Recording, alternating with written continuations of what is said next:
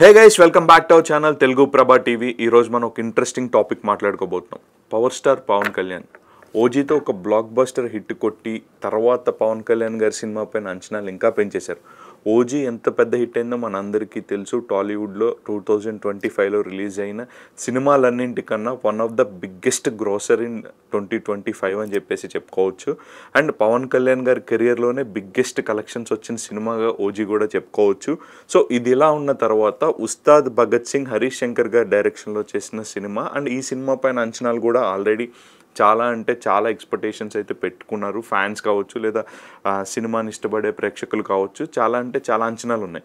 So గతంలో వీళ్ళిద్దరి కాంబినేషన్లో వచ్చిన గబ్బర్ సింగ్ ఇండస్ట్రీ హిట్ కొట్టింది. 2012లో వచ్చిన గబ్బర్ సింగ్ ఎంత పెద్ద హిట్ అయిందో మళ్ళీ చాలా సంవత్సరాల తర్వాత మళ్ళీ వీళ్ళిద్దరి కాంబినేషన్లో ఒక సినిమా రాబోతుంది. That to power star Pawan Kalyan garu OG లాంటి బ్లాక్ బస్టర్ ఇచ్చిన తర్వాత ఉస్తాద్ భగత్ సింగ్ అనే సినిమాని చేయబోతున్నారు.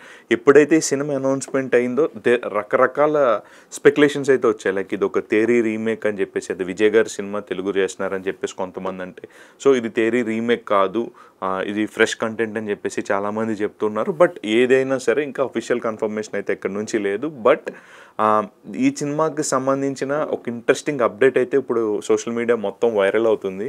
అదేంటంటే ఈ సినిమాలో విలన్ క్యారెక్టర్కి తెలంగాణ మల్లారెడ్డి గారు ఉంటారు కదా, పాలమ్మిన పూలమ్మిన అని ఆయనని ఒక విలన్ క్యారెక్టర్ కోసం మన హరీష్ శంకర్ గారు అప్రోచ్ అయ్యారంట. దాదాపు కథ మొత్తం చెప్పిన తర్వాత సో ఈ కథ నేను చేయనని చెప్పేసి మల్లారెడ్డి గారు చెప్పడం కూడా జరిగిందని చెప్పి సోషల్ మీడియా మొత్తం వైరల్గా మారింది. అసలు ఏం జరిగిందంటే, సో మా హరీష్ శంకర్ గారు ఆ మల్లారెడ్డి గారు కలిసినప్పుడు, వాళ్ళ కాలేజ్లో కలిసినప్పుడు ఉస్తాద్ భగత్ సింగ్లో ఒక విలన్ క్యారెక్టర్ ఉంది, ఆ క్యారెక్టర్కి సంబంధించిన రోల్ అని ప్లే చేయమని చెప్పి హరీష్ శంకర్ గారు అడిగారని చెప్పి మల్లారెడ్డి గారు చెప్పడం జరిగింది. అండ్ ఈ కథ ఎలా ఉండబోతుందంటే, ఫస్ట్ హాఫ్ మొత్తం నేను హీరోని తిడతాను, సెకండ్ హాఫ్ నుంచి మొత్తం హీరోనే నన్ను తిడుతూ కొడుతూ ఉంటాడు, సో నేను ఈ క్యారెక్టర్ చెయ్యను అని చెప్పేసి మల్లారెడ్డి గారు చెప్పడం అయితే జరిగింది. సో మల్లారెడ్డి గారు కానీ ఈ సినిమాలో ఒక క్యారెక్టర్ చేసుంటే అది ఎలా ఉంటుంది, లేదా ఎలా ఉండేది అని మీరు అనుకుంటున్నారు కింద కామెంట్ సెక్షన్లో కామెంట్ చేయండి. అండ్ ఈ న్యూస్ అయితే మాత్రం సోషల్ మీడియాలో చాలా బాగా వైరల్ అవుతుంది. కొంతమంది అయితే చేసుంటే బాగుండేది కదా,